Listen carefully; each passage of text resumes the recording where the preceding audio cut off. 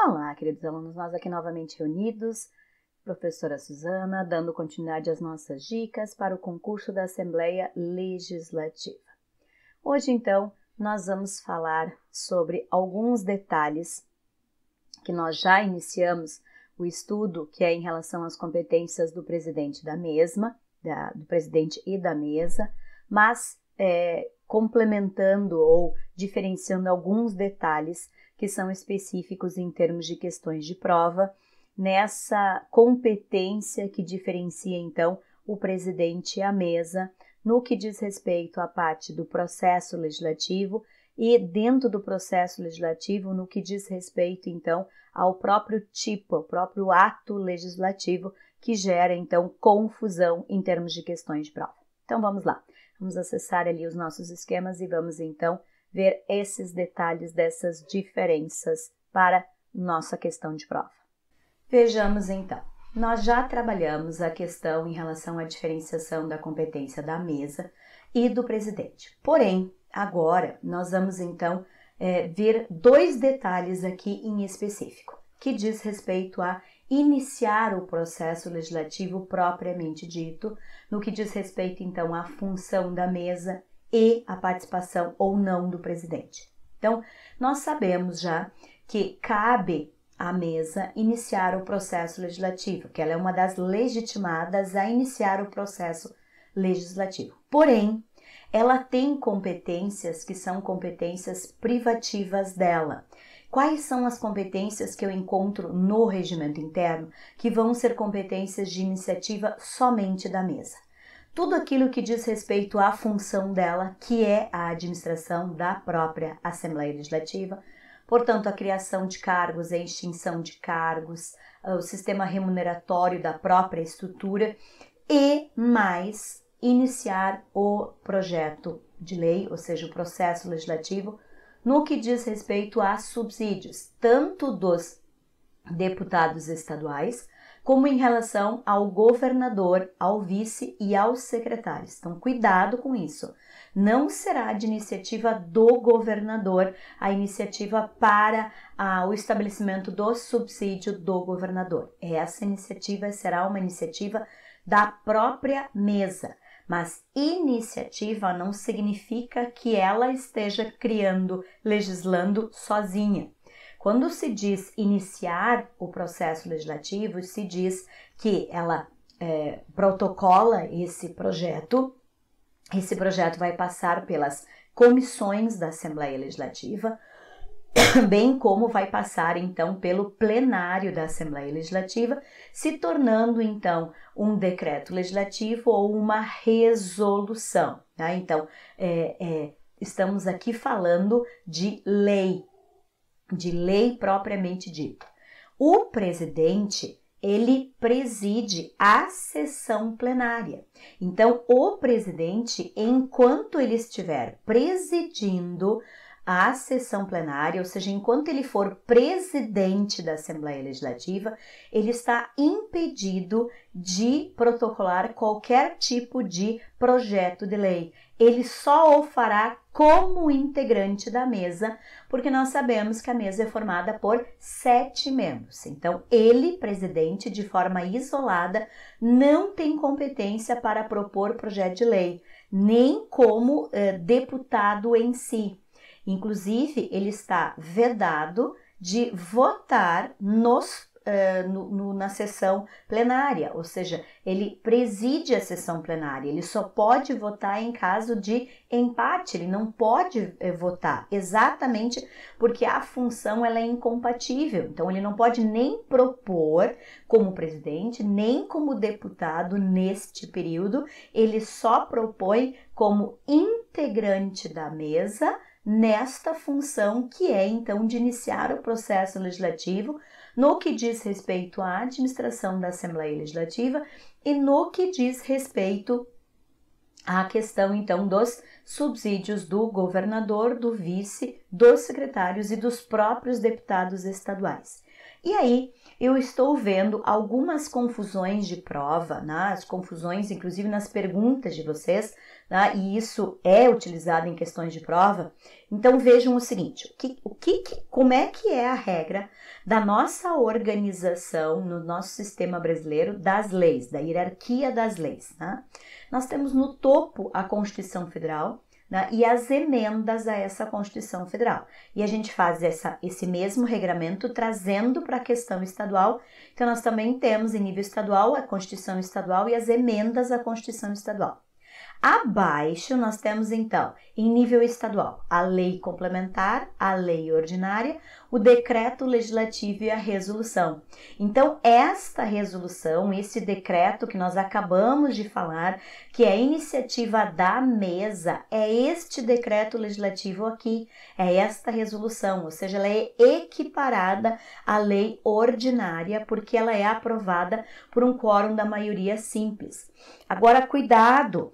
A mesa, ela também faz uma resolução, né? Mas como ato administrativo, por isso que o regimento interno fala em resolução de mesa, porque a mesa, ela também se reúne em sessão da mesa, também vai precisar do quórum da maioria absoluta para iniciar a sessão dela, que como são 7, vai precisar de 4, também para aprovar vai precisar da maioria simples, então dos 4, 3, mas neste caso, o que a mesa está criando é um ato administrativo. Ele está na base da nossa pirâmide, ele está subordinado à lei e esse nome desse ato legislativo se chama resolução, mas esta resolução é uma resolução de mesa, ela é um ato administrativo, ela está abaixo da resolução, que é a resolução da lei.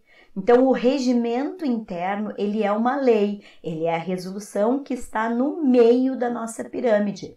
Já o regulamento que estabelece as regras do plano de carreira que regulamenta a lei é uma resolução de mesa. Como todos os atos que envolvem a sistemática dos servidores, que é chamado de portaria, também é um ato administrativo. Então, tem que cuidar essa diferenciação de quando a mesa se reúne para fazer as suas atribuições e quando a mesa propõe projeto de lei que lhe cabe especificamente e que aí vai para a pirâmide, vai estar lá no meio da nossa pirâmide, tá? Então, tem que cuidar com isso. E além disso, gente, nós temos um outro detalhe, né? Nós temos 2 outros detalhes que aparecem muito nas nossas questões de prova, que diz respeito à questão dos recursos. Então, como nós temos, né, o presidente da Assembleia Legislativa, mas nós também temos os presidentes das comissões que se reúnem na parte da manhã, que são formados por 12 deputados, e cada comissão, então, vai ter o seu presidente e o seu vice. Nós temos 9 comissões permanentes, técnicas permanentes e 2 comissões mistas. E dentre elas nós temos a CCJ, que faz o controle da constitucionalidade e da legalidade. E temos o plenário. Então, como funciona a sistemática de recursos, tá? Então, por exemplo, gente, quando eu tenho uma decisão proferida pelo presidente de uma comissão, qualquer uma das 11 comissões permanentes ou das comissões temporárias, se o deputado não concorda com essa decisão do presidente, o recurso vai para o presidente da Assembleia Legislativa. Então, aí o recurso é específico para o presidente da Assembleia Legislativa. Mas quando a decisão é do presidente da Assembleia Legislativa, esse recurso, ou seja, essa inconformidade de qualquer parlamentar, aí ela vai para a CCJ, Comissão de Constituição e Justiça. Mas quando eu tenho uma decisão de comissão, que é um órgão colegiado, e aí os deputados não concordam, aí não é mais um deputado, aí é 1/10 de deputados, aí esta decisão, este recurso desta decisão é que vai para o plenário. também vai para o plenário a decisão da CCJ.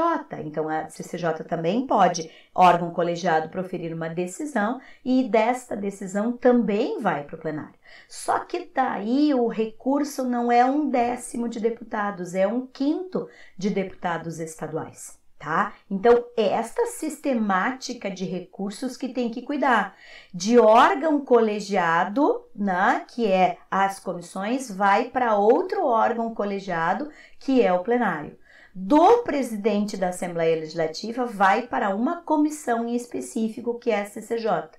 E do presidente da comissão, vai para o presidente da Assembleia Legislativa.